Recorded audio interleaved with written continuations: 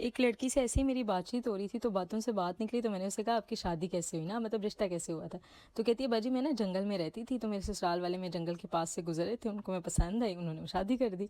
मैं हैरान हो रही हूँ, मैंने कहा क्या मतलब है आपकी बात का। कहती दरअसल बाजी ना हमारे पास खाने को कुछ था, ना हम लोग तो पत्ते पहनते होते थे, हम घास फूस खाते थे, ना हमारा घर था, हम भेड़ बकरियों के साथ रहते होते थे, ना मुझे खाने की सलीका था, ना मुझे पहनने का सलीका था। मेरा तो जो कुछ भी है ना मुझे मेरे ससुराल वालों ने सिखाया है, सारा सलीका तरीका। मेरी माँ तो मुझे कुछ सिखा ही ना सकी, क्योंकि मैंने आपको बताया ना बाजी मैं तो जंगलों से आई हूँ। जी बिल्कुल, इसका वही मतलब है जो आप लोग समझ रहे हैं। हमारे जो ससुराल वाले हैं ना शादी करके ऐसे करते हैं जैसे हमने बच्चे पे एहसान किए।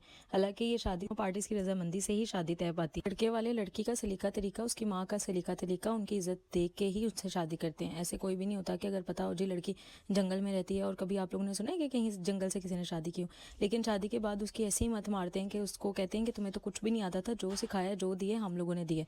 दो रोटी दे के भी उस पर ऐसे एहसान जता रहे होते हैं जैसे पता नहीं उसने तो कभी अपने घर से कुछ खाया ही नहीं होगा। घर में रख के उसको ऐसे एहसान जता रहे होते हैं जैसे पता नहीं इन्होंने तो इस पे एहसान किया, ये तो पता नहीं भिखारियों की बेटी थी, ये तो इसके पास तो घर की सहूलत ही नहीं थी। जबकि आपको क्या पता उसने आपके ससुराल से अच्छा ही खाया पिया हो, शायद उसकी तो ज़रूरत उस तरह से पूरी ना हो रही हो जिस तरह उसकी शादी से पहले होती थी। और अगर उसका मियाँ उस पर खर्च कर भी रहा है तो आपके सर पे कोई एहसान नहीं कर रहा, उसके ऊपर फ़र्ज़ कर दिया गया है। फ़र्ज़ ना पूरा करने की उस पर पूछ होगी। अगर आप अपने बेटे को जहन्नुम में धकेलना चाहते हैं तो सो बिस्मिल्लाह, ऐसी ज़रूर हरकतें